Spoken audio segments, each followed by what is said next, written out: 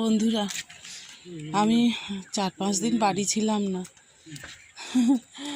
আর বিয়েবাড়ির নেমন্তন্ন ছিল। আর এই দেখুন না, কত টমেটো পেকে পুরো বাগানে ভর্তি হয়ে গেছে সবজি। সেই সবজিগুলো আমি আজকে কিছুটা তুলে নেব, এই যেগুলো মোটামুটি তুললে মানে আমার কাজে লাগবে, আর না তুললে হবে না, এই হচ্ছে ব্যাপার। তো কি করা যায়? এসে তো দেখি সজনে গাছের ডাল ভেঙে, এই যে সজনে গাছের অবস্থা, হ্যাঁ, ডাল ভেঙে সব মানে কি অবস্থা, পুরো ছাদ নোংরা হয়ে আছে। সেই ছাদগুলোকে পরিষ্কারও করতে হবে, আর এগুলোকেও তুলতে হবে। তা তুলে নিই। আরও একটা সুন্দর জিনিস হয়েছে, সেটা এই দেখুন, আমার কুমড়ো গাছটা বেশ সুন্দর করে বেয়ে যাচ্ছে। আর এই যে কুমড়ো ধরেছে, এই যে এইখানে একটা, আর এইখানে আরও একটা, এইখানেও আছে। তো মনটা খুশি হয়ে গেল গাছটাকে দেখে।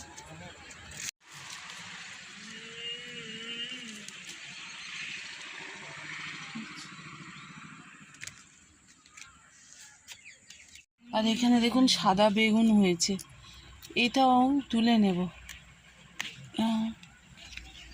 কচি কচি ভাজা খেলে ভাল লাগে। তো সাদা বেগুনের খুব দেখার ইচ্ছে ছিল।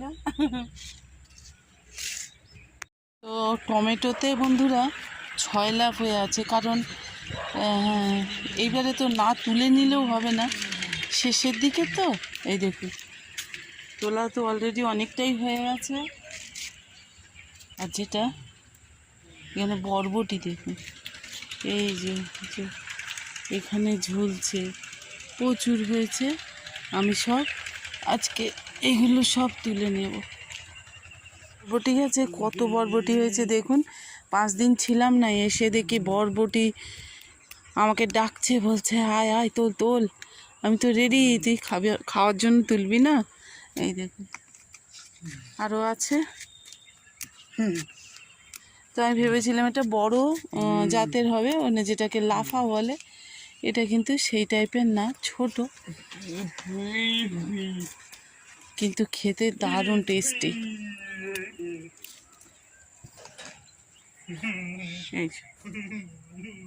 তো এখানেও বেশ কিছু বেগুন হয়েছে, দেখুন, এগুলো তুলে নেব। এখানে হয়েছে 3-4টে হয়েছে, এই দেখুন কি সুন্দর হয়েছে। একদিন এই ভাজা না চচ্চড়িতে খেয়েছিলাম, বেশ সুন্দর লেগেছে। তো বন্ধুরা, একদিন না আমি ওই ভাজাতে দিয়েছিলাম আলু টালুর সঙ্গে, দারুণ লেগেছিল খেতে। আর এখানে উচ্ছেগুলো এসে দেখি বেশ বড় বড় হয়ে গেছে, তো উচ্ছেগুলো তুলে নিই। এই দেখুন বন্ধুরা, ভালো সাইজ হয়েছে। আমি তো এতটা বড় আশাও করিনি। আরও একটা বড় আছে, দেখছিলাম সকালে। এই তো বেশ কিছুদিন বাগানে আসেনি, তো এসে আবার মনটা আনন্দ হয়ে গেল। আর শেষবেলা বিনস যে কটা, ওই বললাম খাওয়ার মতো হয়ে গেছে, তুলে নিই, রাখলে তো নষ্ট হবে। দেখছি বেশ বেগুনগুলো, অনেকগুলো বেগুনও হয়েছে। একটু নরম নরম তুলবে, মাছের ঝোল করবো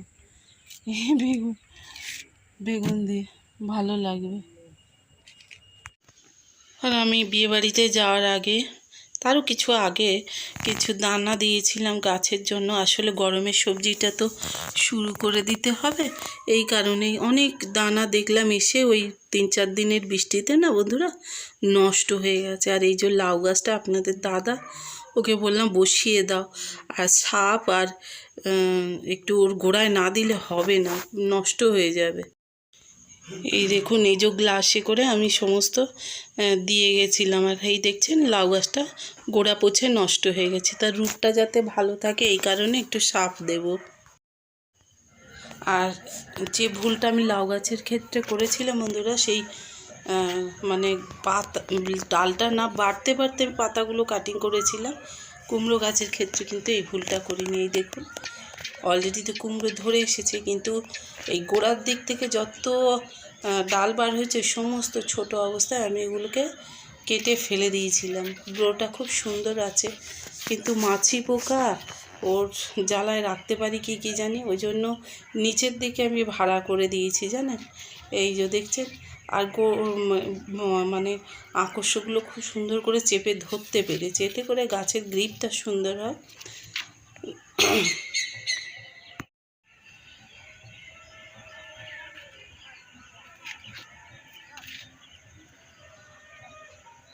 কাটিং করে দিয়েছিলাম কি সুন্দর, দেখুন আবার ফুল সহ পাতা টাতা ভরে গেছে।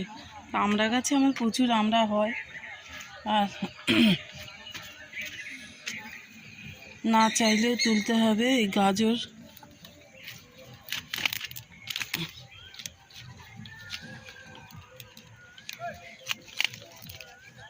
শক্ত হয়ে গেছে,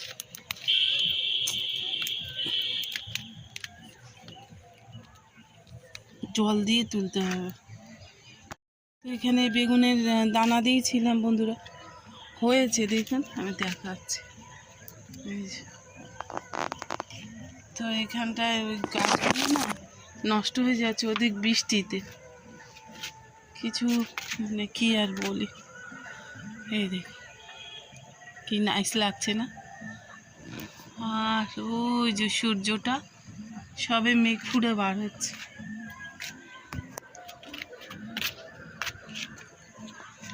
আর আপনাদের একটা জিনিস দেখায়,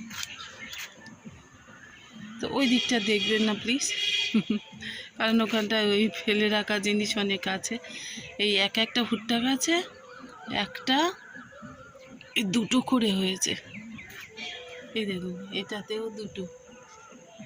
এই যে এটা একটা ছোট আর এই একটা বড়। বাঁধাকপিগুলো সব তুলে নিতে হবে, নাহলে হবে না।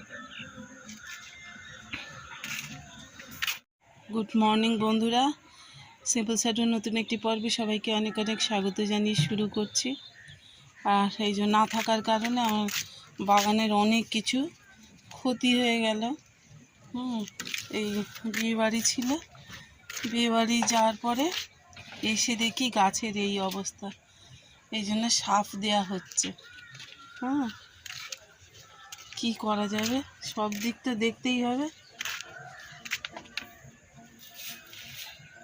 তরমুজ গাছ দিয়েছিলাম, কি সুন্দর হচ্ছিল, এই অধিক বৃষ্টিতে এই যাচ্ছে তাই অবস্থা হয়ে গেল জানেন। মনটা খারাপ হয়ে যাচ্ছে একদম, অনেক কিছু নষ্টই হয়ে গেল।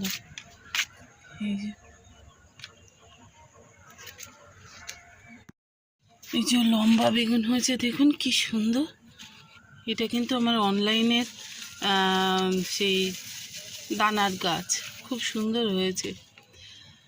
আর হচ্ছে সাদা বেগুনগুলো তো এত টেস্টি কি বলবো।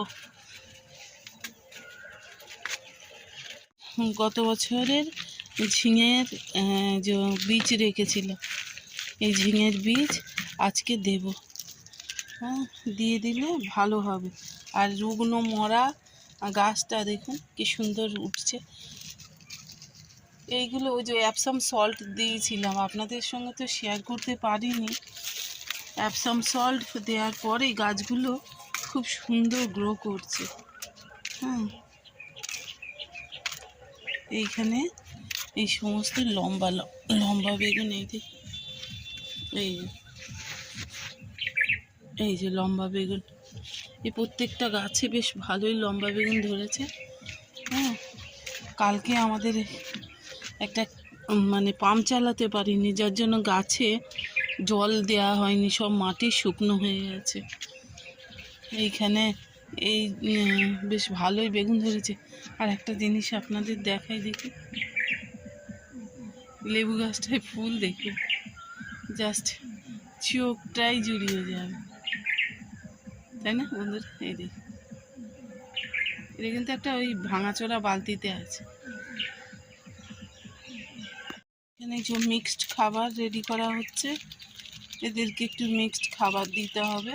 তো এই মিক্সড খাবারটা না বন্ধুরা, আমি ওই 7-8 দিন পর পর, কখনো কখনো 10 দিনও হয়ে যায়, এরকম মানে দেরিতে করে দিই গাছকে। এই সময় দিতে হবে যখন গাছটা ফ্রুটিং দেবে তার ঠিক আগে। এই দেখুন বন্ধুরা, আরও বলছিলাম না যে ভুট্টা গাছে আমার 2টো করে ভুট্টা বার হয়েছে। এই দেখুন, এইগুলোতে সবে তো আসছে, এটা একটা, এটাই 2টো, এই যে এই একটা আর এই একটা উকি দিচ্ছে, এই যে। তো এটা আশা করিনি, আমি ভেবেছিলাম একটা করেই হবে হয়তো।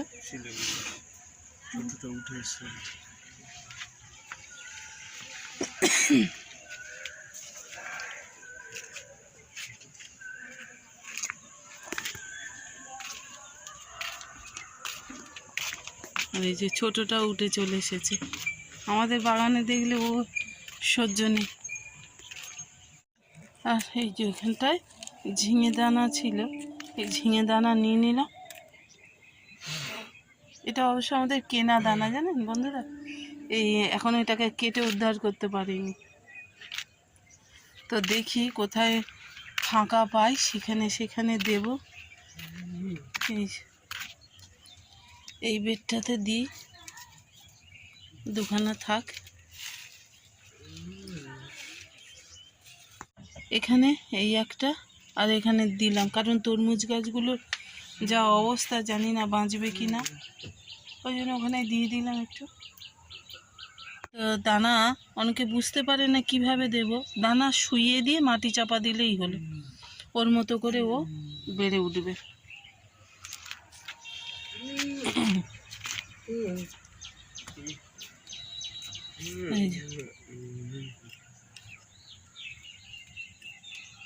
খুব মনটা খারাপ লাগছে, এসে দেখলাম বাগানের এই অবস্থা।